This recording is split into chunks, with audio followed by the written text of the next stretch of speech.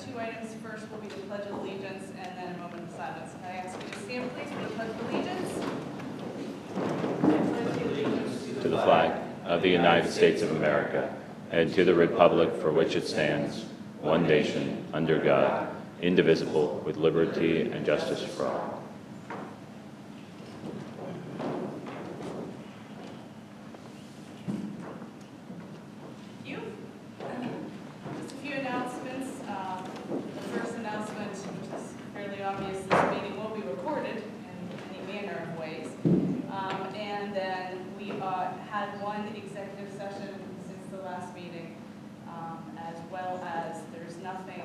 In the Commissioner's packet today that has any meaningful correspondence. Is that correct?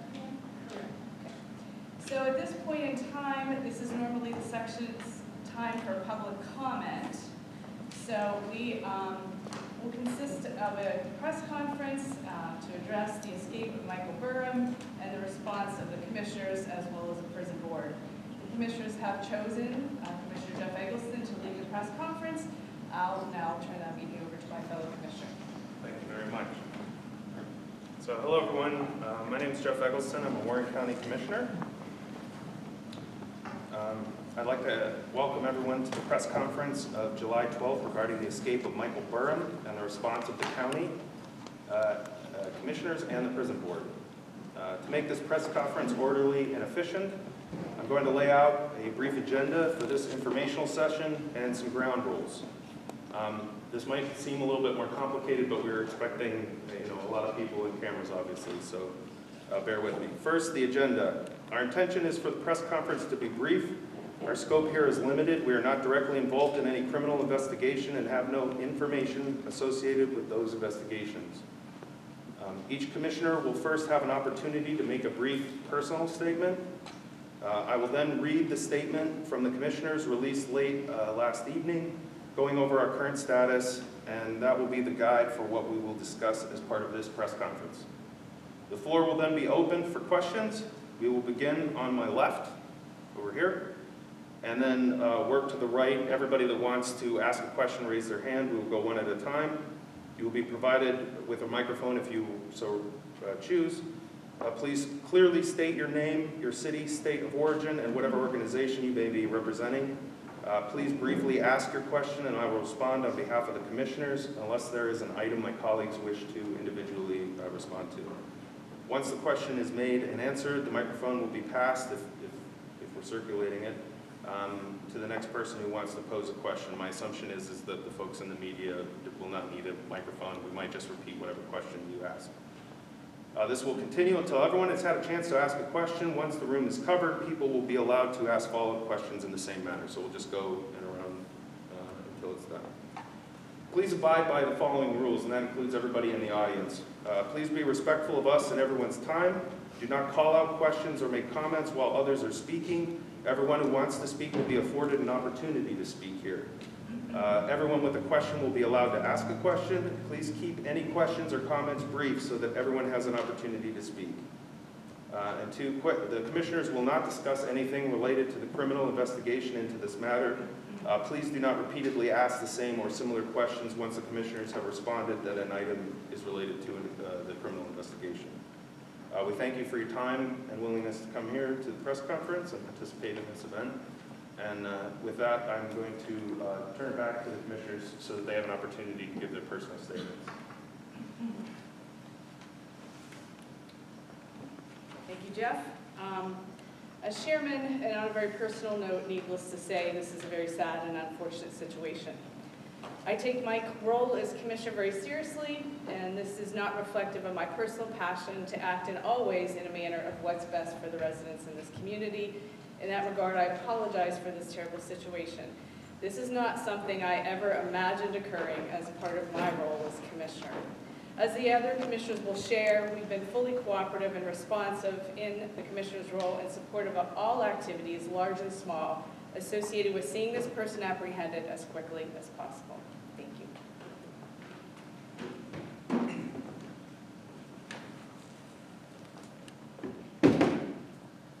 Good afternoon. I'm Ben Kafferlin, Vice Chair of Commissioners. The Commissioners have not said a lot yet about the events over at the jail, and that's because of the ongoing investigations. But it's now time for us to address the residents of Warren County. You are right to expect that when someone is charged and confined in our jail, that they will remain there. And so as a citizen, as a neighbor, even as a husband and a father, that's an expectation that I share. And it's part of that foundational trust, sacred trust, that we've been given as elected officials. Normally, Warren County is known as an awesome place to work, live, and play, but it's now been 5.5 days since an inmate escaped the Warren County Jail. 5 days now that have caused fear and anxiety to ripple throughout Warren County and the region. And it's resulted in the national spotlight being put on Warren County for a bad reason. So, to the people of this community, let me express my personal regret that this happened. Let me say that I'm so sorry for the sleepless nights that we've all experienced and the cloud of uncertainty that is yet to give way to answers. I'm personally very sorry that this man escaped from our custody. To the local, state, and federal law enforcement agents who have so diligently been pursuing this man, thank you. Thank you for taking the time away from your own families. Thank you for pursuing this man in an unprecedented manhunt with little or no rest. I'm very grateful for each one of you. Everyone is a stakeholder in this manhunt. We all want to know exactly what happened, but for now, to protect the integrity of the ongoing criminal investigation, those details must wait. Be assured that Warren County is conducting a rigorous internal investigation. We're reviewing every second of video surveillance, taking statements, reviewing timestamps, tag-out sheets, and interviewing every individual who may have information, whether they're inside or outside the jail. We're not on a witch hunt, but we are going to seek justice, including if that means with our employees. At the same time, while transparency is, of course, our guiding principle, the law requires us to keep disciplinary actions confidential. We will follow that law. And so any disciplinary action very likely will not come before the public. Let me close by saying that every county employee is in this with you. None of us have been unaffected, but our professional staff has risen to the challenge. We are resolved that we will, after this event, be stronger, better, and a more effective team. The safety of our staff, the inmates, and of course the public is our utmost concern. So here's my challenge to you. Refrain from speculation and second guessing. Stay alert, report credible and serious leads to the state police, and follow their advisories. But most importantly, don't lose heart. Thank you. I do not have a personal statement this time because I'm going to be doing enough talking for everybody. So first I'm going to read the statement that has been circulated, which is the press release from last night. And then once we conclude that, we'll be doing a Q&A. So the Warren County Board of Commissioners, in conjunction with the Prison Board, have met and reviewed data associated with the escape of Michael Burham on Thursday, July 6th, and have prepared a statement related to the next steps in addressing jail security, supporting Warren County's corrections officers, and the review of jail policies and procedures. Multiple law enforcement agencies are conducting criminal investigations related to the escape, which has slowed our ability to provide information or react to policy and facility concerns. The Commissioners and Prison Board's goal is to support all investigations into the escape and see that they come to a complete conclusion. As the criminal investigation concludes, the Prison Board and Commissioners' immediate focus is their responsibility to the county jail, its staff, the inmates in their care, and the community's safety. The City of Warren Police are conducting a criminal investigation into the escape, but neither they nor City Administration have any management responsibility to the Warren County Jail. That rests entirely on the Prison Board and the County Commissioners. In the aftermath of the escape on Thursday, the Prison Board of Commissioners have met and reviewed all available information not directly involved with any criminal investigation. That review has led to the order of repairs on the roof of the prison yard, which is a 40 by 40 room, and that's a rough number, 40 by 40 room with a cage on the top floor of the jail facility. The Commissioners and Prison Board have also ordered the space be augmented with deterrence and safety measures and that the exercise equipment be removed and replaced with equipment that does not provide access to higher elevations in the facility. The Commissioners expect the immediate structural fixes to be completed before the end of the week. Several longer-term upgrades will begin immediately and be completed in the next few weeks. All policies and procedures related to inmate access and observation are being reviewed, and changes will be made to increase security in that space. It's important to understand that the law has changed in the past 5 years, and prisoners must have access to yard time and outside exercise. With a facility as small as ours, that is at many times close to full, inmates will be taken to the yard in shifts. That happens all day and evening to ensure that all inmates have appropriate yard time. Therefore, inmates are legally required to access the yard, and it is crucial for the prison board to ensure the facility is secure. The Prison Board and Commissioners will have an ongoing review of the policy, staff, and structures in the prison and intend to continue releasing information on future changes and improvements. It's important to know that the Commissioners and Prison Board support the jail staff who did all they could when the alert of Burns' escape was made.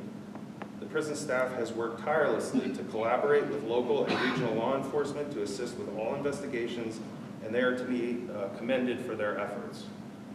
Although the Commissioners await the outcome of the criminal investigation for any notice of internal staff issues, the Board is confident in the administration and workers and their overall commitment to the security of the facility. Working in the jail is a challenging job. The Commissioners and Prison Board support the Warren County Corrections Officers.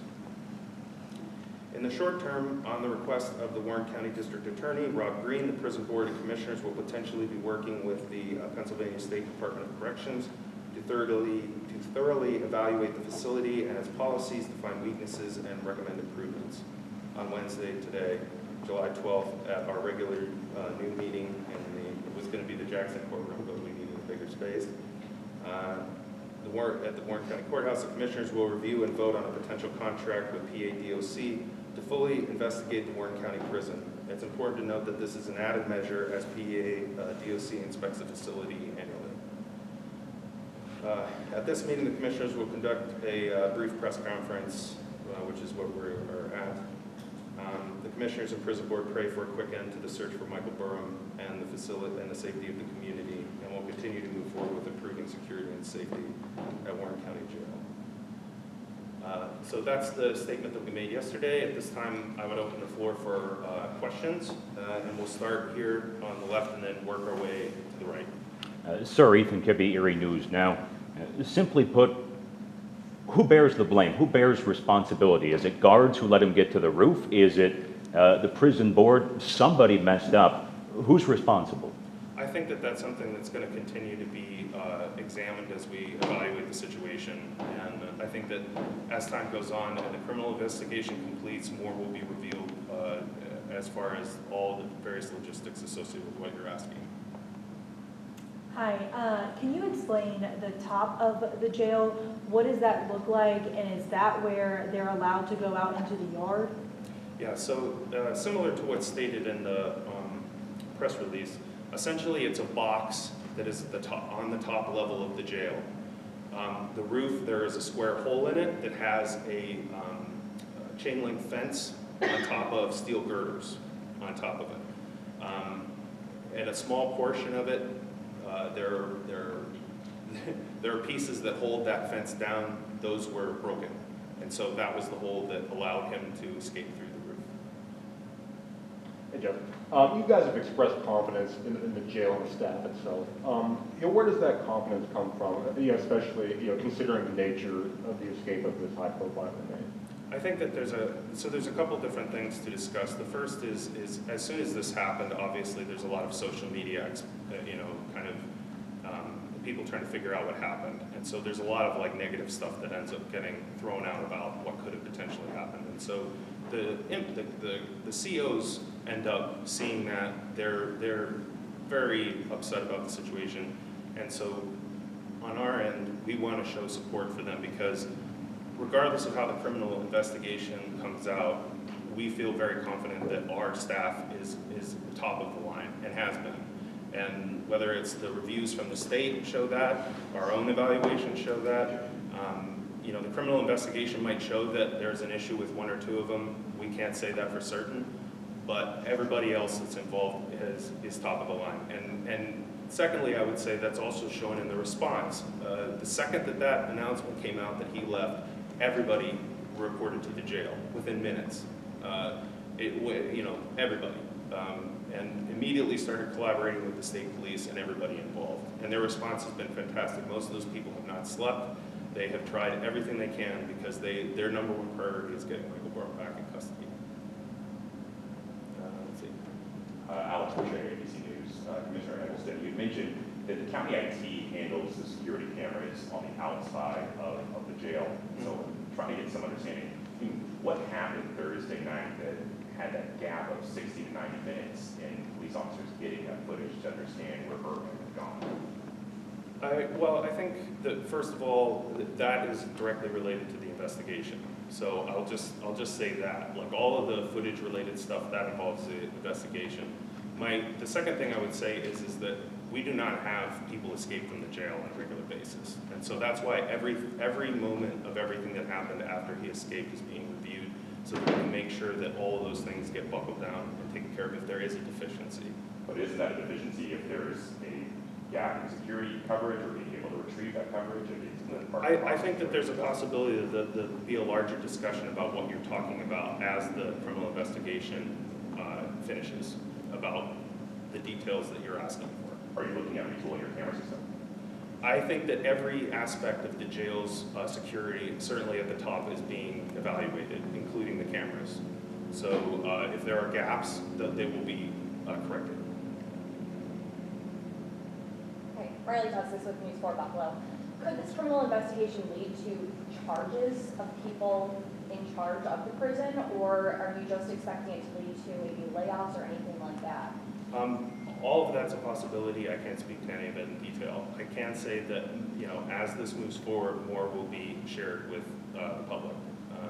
Part of the reason that we're, you know, for lack of a better term, cagey on responding to media requests for film footage and other things is we do not want to interfere with the investigation that's happening. We could get in trouble for that. So we're trusting the attorneys and the DA and the people that are involved that are part of the investigation to instruct us on what we should be releasing to the public. Nobody here has any issue with transparency. It's just a matter of we want to make sure that we're doing everything by the book. And I think that all of that will come out as time moves forward. Courtney Hahn, News Nation. So you mentioned that there was a break in the fence that allowed him to escape. Is that what you said? In the chain link fence on the roof, it's connected to the beams. A couple of those broke, and that's how he crawled out. So when was the last time that space was evaluated for any breaks or any possibilities for anyone to escape? Yeah, I mean, we review the facility on a regular basis, and again, I think that type of information is stuff that's going to come out as part of the ongoing criminal investigation. How often is it on a regular basis? Well, there's the annual review by PEA TAWC. There's the reviews that we have in the roof itself associated with its structural integrity. So just within the past few months, we're planning to do a renovation of the roof. So all of that's been evaluated. I can't speak to how often people go and pull the cage up, to determine if there's any breaks in it. That's part of those ongoing annual reviews of the facility. So you were planning on doing the roof in the last few months. You guys knew that was there, that there were problems? I can't speak to that because, again, that goes back to the investigation piece, but I think that that's something that will be addressed very soon. Emily Buckley, 7 News Buffalo. How concerned are you of an inside situation? You mentioned that disciplinary actions wouldn't be made public. Why wouldn't they be made public? I think that, again, this is another situation where more will be revealed as time goes on. All of those things are part of the criminal investigations. Everyone is being evaluated as a part of that. And so there's a very real possibility that any number of people could be charged with something. We can't discuss any of that at this time. But when and if any of that becomes an issue, that's something that will be released to the public. CB Cotton, Fox News, you mentioned immediate structural changes. Have there been any, has the board given any guidance to jail staff, correction officers, immediate changes for them to make about how they move throughout the jail, that they watch the inmates? Yeah, so, I mean, the minute that Michael Burham escaped, obviously the situation changed in the jail. It went through a period of lockdown. Areas of the facility were, off limits. So, and I can tell you that the jail administration obviously is very committed to making sure that there aren't any further issues. So all of those things are being addressed. So there are definitely changes that are being made in real time in order to make sure that there aren't any other issues. With Mr. Byrne being an obvious flight risk, shouldn't he have been watched more closely up there?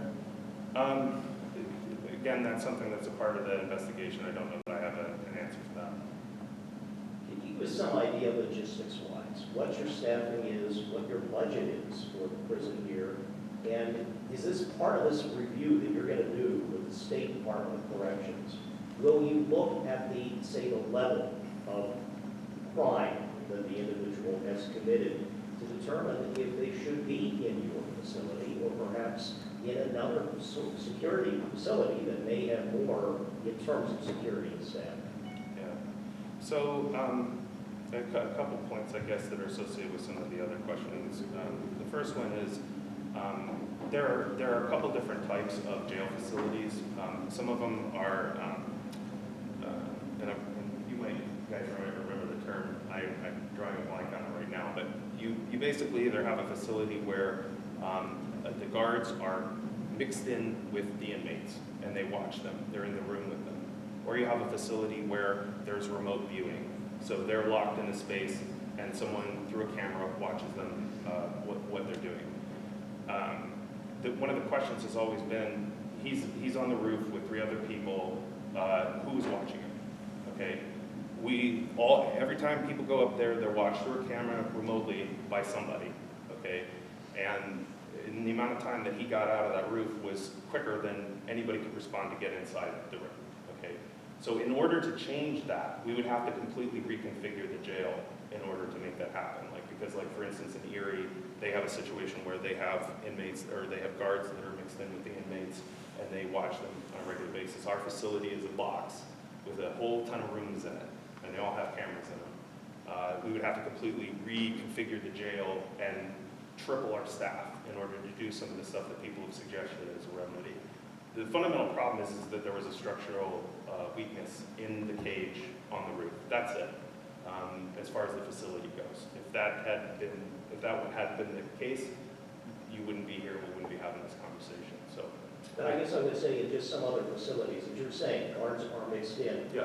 Knowing this individual's proclivity to escape, knowing the level of crimes that he committed, is that something you can have a discussion with the state and saying, why is he assigned here? Should he be assigned here? Specifically answering that question, our job is to manage the jail. We do not determine 100% who comes into it or who leaves. That's the courts, that's the law enforcement agencies. So that would be a question for them.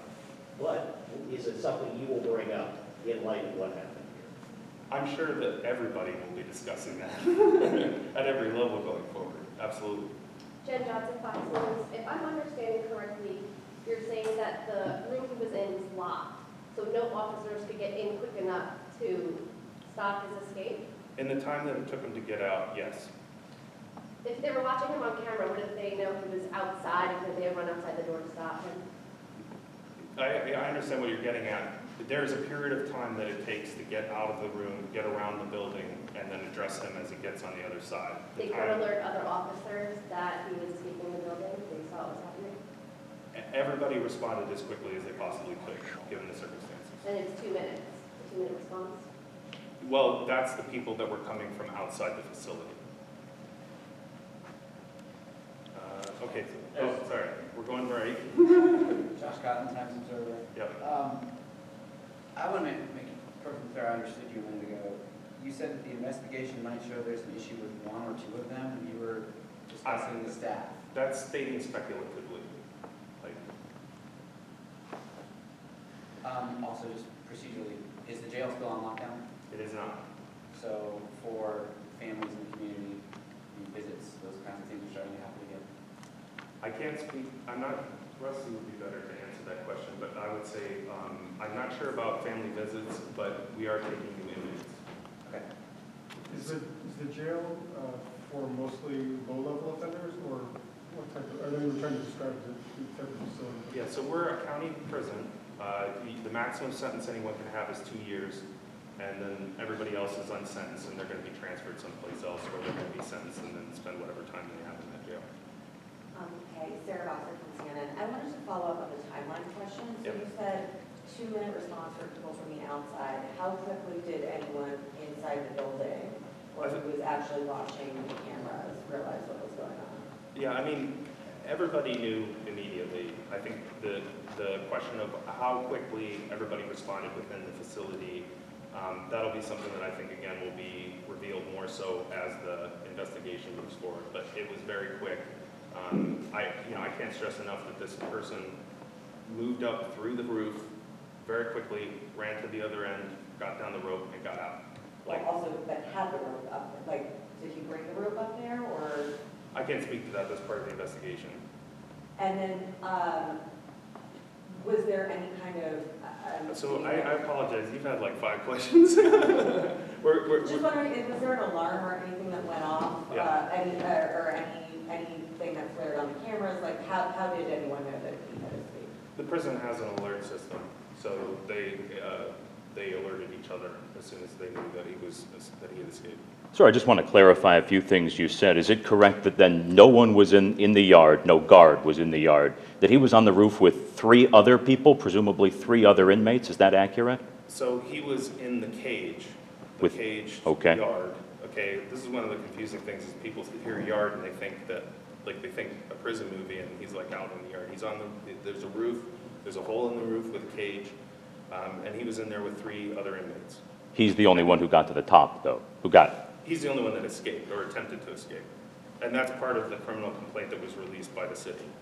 How many people were on staff that night? If no one was there and it's someone watching cameras, how many staff were on duty that night?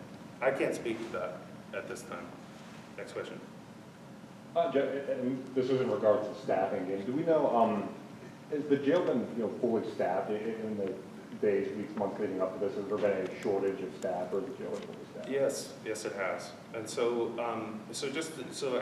to clarify, there were 87 people that were in the jail as inmates the night of the escape. We now have 90, I believe, and our max is 140. There have been times previous to COVID where we were at 140 on a regular basis, and that really stretched staff pretty thin. 90 is a good number for us, from my perspective.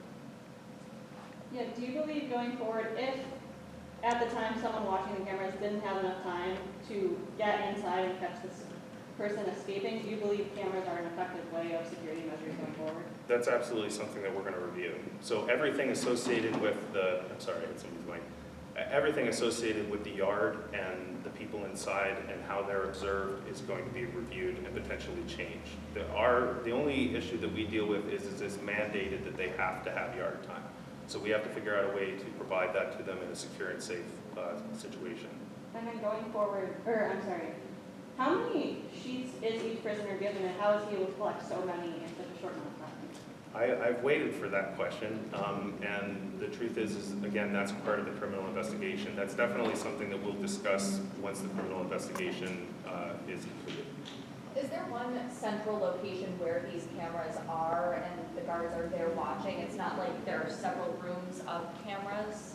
I think that that's a security question, and I don't know that I feel comfortable answering that. I just know that there are many cameras and there's many people watching the inmates. Well, kind of back to the sheets, I mean, it takes a lot of sheets to rappel down the side of a building. We've seen images of this so-called rope. I mean, going forward, are you guys going to be looking to, how do you shore up security and monitoring what inmates have access to or what they're stockpiling? Yeah, so obviously, like our laundry procedures, everything associated with inmates' materials is being reviewed and will potentially change as a result of this situation. Because there's now granted, this is something that every prison does on a regular basis because you have a good number of people who would really love to get out of the facility. So they're constantly trying to figure out ways to maneuver the system, this is one of those things that we'll be definitely looking into and potentially addressing and changing going forward. Well, and I know one of the other things that was mentioned about both police is that there were signs of extensive amounts of preparation here, whether that was sheets, whether that was other things. I mean, broad scope here, are there other measures that you guys are looking at taking specifically with monitoring inmates that, someone can't build up a stockpile or plan out over months on end how to escape? Absolutely. I'll go back to the previous answer, which is every element of their life in the jail is being evaluated and will potentially change policy. Another clarification, so there was no staff in that cage with them, they were just being watched on? They're being watched on camera. Okay. How far away is the staff from where they're located? I can't, that's part of the investigation. It's also part of our security in the jail, so I can't answer that. And how is Byrne housed? Is he alone, or was he in solitude, or with others? I think that's another one that I think that'll come out as the investigation is released. As county commissioners, can you just clarify your role in securing or funding the jail, whatever that entails? Yeah, so we're in charge of the budget associated with the jail. We're part of the prison board, which is a number of different people, including the DA, the sheriff, the warden, that sets policy for the jail. And then also we have like an HR component where we're responsible for the staff there and monitoring them. Last time that the budget or conditions or whatever were set, was there anything that could have been, taken care of then that could have prevented this, that you can recall? I think that in our position, I mean, there's always more that can be done. There's no end to it. You're always trying to operate from a position of fiscal responsibility, and hindsight's always 20/20. So I will say that we have already discussed and are going to allocate money to expand the security on that roof complex and the deterrence associated with it, so that, believe me, no one's ever going to even think to try to climb out of there ever again. In the back. Can you follow up? Can you clarify how many personnel the jail was short of at the time of this? There was no shortage of staff. Like they were staffed as they should be, as far as I understand at this time. Again, back to the logistics. What is your staffing and what is your budget? I asked that. The budget's roughly it's over $3 million. There's generally, I believe, Lisa can, how many do we have total? Is it 48? There are 48 guards that are employed by the county. It fluctuates. I try to keep pretty close track of it. But. Okay, next question. Sorry, I just want to make sure that I understand. So you're saying that someone was watching on camera, realized that he was escaping and saw it as it was happening, but was not able to stop it in time. Is that right? Generally, I would say that's part of the investigation, but I don't think how I would put this. So he escaped before anyone was able to respond to him. But he was watched. He was being watched the He was entire being time. watched, and the officer recognized what was happening while it was happening. That's part of the investigation, so the details of that I think will come out as the investigation continues. Sir, a couple questions here. What's your message to taxpayers? Because now there's federal resources involved here. Literally every American taxpayer is now footing the bill for this mistake. What's your message to them? That's a good question. Everybody wants to see Michael Byrne caught, and I think that's the top priority of everybody involved in this situation. This is an unfortunate situation, but everybody's going to do everything they can to get him into custody and then seek justice for everything that's happened. And what do you say to folks then who, because you said discipline is required to be kept private, so unless someone's charged, people who could be paying upwards of millions of dollars for this won't even know if someone's punished? What do you say to them?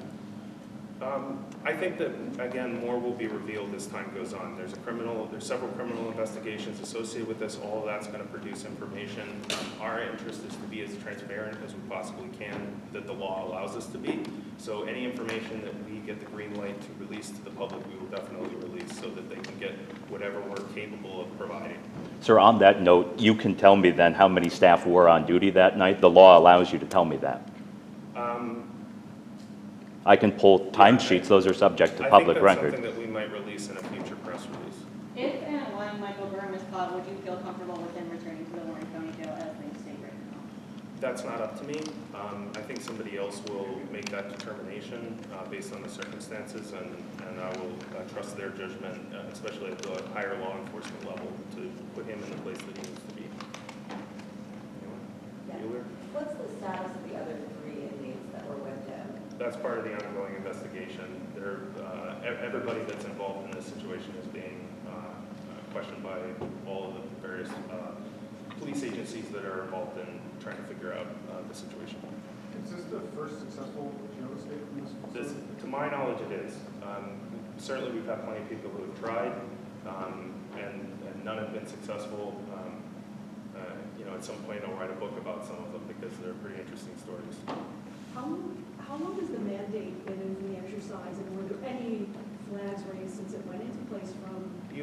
You'd want to double check, but I'm pretty sure it's 2017 was when the law was changed, because it used to be, and this is, I think, the preconception that everybody has, is you have lockdown, everybody goes to their beds, they're in bed the rest of the night. Okay. Because of the size of our facility and the need for them to have yard time, we can't take everybody up into that space at the same time. They have to go in shifts, and so they're taking a little bit at a time, and they're in there all day long in shifts as groups over and over again. Do inmates have any say in what shift they get to choose at the gym, or are they assigned a shift? I can't answer that. What,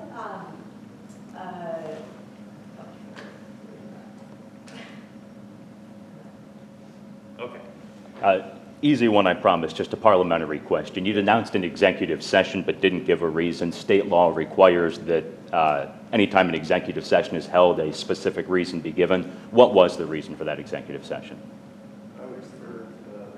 Personnel is not specific enough per state law. I need more than that. There's pending litigation, and then there's also personnel matters to review. Related to the Burham escape? Related to the operation of the jail. Okay. oh, I'm sorry, I knew. So okay, we'll go back around. Go ahead. Just some clarification here. I mean, so you mentioned 3 inmates in that cage on top of the roof. 11:20 at night is pretty late for inmates to be together on a roof unsupervised. Why were they up there so long? They're up there for quite a while in order to accommodate state law. We have 90 people in the facility. They're going up 3 or 4 at a time. If they're up there for an hour, you tell me how long, you have to go in shifts. That's the way it works. But that late? It runs almost 24 hours a day.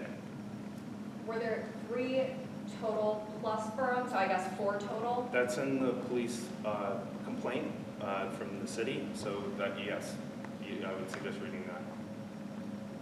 Well, how long had there been a plan to do some work on the roof, and when was it supposed to happen? We're still working on it. I mean, that's the replacement of the roof itself, like trying to address the age of the roof leaks, stuff like that. Okay, so there wasn't a time frame in place, like in a month, It's all, you'd always like it to go faster than it does, let's put it that way. Anybody? Okay. Is everybody, okay, with that, we will close the press conference. I thank you all for your questions. They're all very good, and take care and have a good rest of the day. We'll now recess for 5 to 10 minutes until, I'm assuming all you guys. All right, thank you, everyone. So we will begin with the consent agenda. The commissioners would take a look at the minutes of the last meeting. We had a public hearing and a public meeting as well. And are there any other comments or corrections to that? Okay. If not, we'll move on to the finance report. We have $2.2 million in the bank as of today. We are doing a thorough review of the first 6 months of the year, budget to actuals. We'll get that to you. And we also noted what the other bank accounts have to date. Okay. Next on the consent agenda is the HR report. You can see there for your own benefit, we don't have representatives per se individually from HR, who the new hires were for the county. There are 4 of those, and then there were 3 separations. Their names and details are listed here. And then just a monthly department reports. We have reports from the elections office, planning and zoning, some interesting information. And I've reviewed some of that, and hopefully in next future meetings, I'd be happy if each department on a monthly basis can kind of give an update and be able to tell their story. And then there aren't any proclamations. So all of that said, could I have? I will move the consent agenda. I'll second. All those in favor signify by saying aye. Aye. Opposed? Okay, carries. So the next item under old business, and I don't believe we have the natural gas contract in there, so we will move on to new business. In the new business section, I first would like to move the intergovernmental agreement to the first item here. This is an agreement between the county and the Pennsylvania Department of Corrections, which specifically relates to the jail, which is going to share and give us technical assistance related to both physical construction, facility, and operational practices. Could I get a motion to approve that agreement? So moved. Second. Okay, all those in favor signify by saying aye. Discussion? Well, just as a Discussion? reference, this is the agreement that was referenced in the press conference to have TAWC come in and do a full evaluation of the prison, including policies, structural, whatever technical assistance they're capable of providing. Okay, all those in favor signify by saying aye. Aye. Opposed? Very good. Then we'll move to the repository tax bid. There are two here. The first is for tax parcel number WN834197200, and the assessed value is $822. The bidder is Michael Bonavita and Skylar Maclees, and the bid amounts to $250. The second repository property bid is tax parcel WN4873930000014, with the assessed value of $3,141. The bidder was Patricia Ward for an amount of $889.50. Could I get a motion for both of those to be approved? So moved. Second. Second. Okay, any discussion? All those in favor signify by saying aye. Aye. So the next item on our agenda is the agreement for Zito Network line to MDJ Bauer's new location. It is for commercial transport, which is the fiber there, and its cost of $225 per month. So moved. Second? Second. Discussion? All those in favor signify by saying aye. Aye. Okay, and next, we did that one already. Next is the Medical Assistance Transportation Program Participant Grant Agreement, which is from beginning July 1, 2023, terminating June 30th, 2024, stating that we will be part of that agreement and assurance of compliance. Could I get a motion to approve that? So moved. Second. Discussion, all those in favor signify by saying aye. Aye. Okay. Next on the agenda, the Maximus cost allocation plan for fiscal year 2021. Any comments from you, Lisa? I know we just have to approve the allocation itself. The cost allocation plan is for the indirect costs that we share with human services and domestic relations, some of the other departments, defining it so we can include it in some of our fiscal work that we report to the state. Okay. And Maximus is the vendor that does that. Could I get a motion to approve that allocation plan? Second. Okay, all those in favor signify by saying aye. Aye. And then there's the CYS data sharing agreement, which is next. That is for from October 2023 through September 2024. Any comments? Need to make a motion to approve that? Okay. Second. All right. Any discussion? All those in favor signify by saying aye. Aye. All right, and then lastly is the CYS needs-based narrative. I'm sorry, I did not get any information from CYS to put in the packet. Okay. They released the narrative. Publicly available, or is It's publicly available. It's publicly available. Okay. yeah, so Very it good. just, And we just have to approve it, even though it's already publicly available and out there. yeah, and the narrative isn't a budget per se, it's the discussion over what the budgets produce, how the budgets produce. And it's an annual thing that we do on a regular basis. Very good. So to it, I moved that. Okay. I'll second. All right, any discussion? All those in favor signify by saying aye. Aye. All right, and then last item on the agenda, in closing, any commissioners' comments? I don't drink, but who needs a beer? Motion move for to adjourn. adjourn. Thank you.